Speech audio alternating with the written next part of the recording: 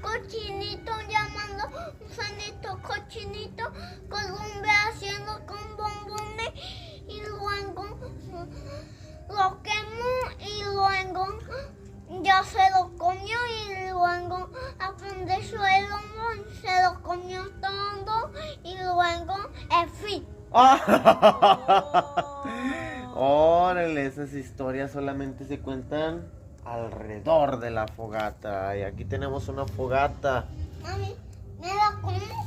Lucas, ¿quieres saludar a tus amigos? Hola, Diles, cuéntales, ¿qué estamos haciendo? estamos haciendo una fogata. Una fogata. ¿Y qué vamos a hacer en esta fogata? Mambabicos, ¡Malvavisco! asador, Asados. ¿Y con quién estás? con mami y con papi. Hola. Hola. ¿Qué les quieres decir a tus amigos?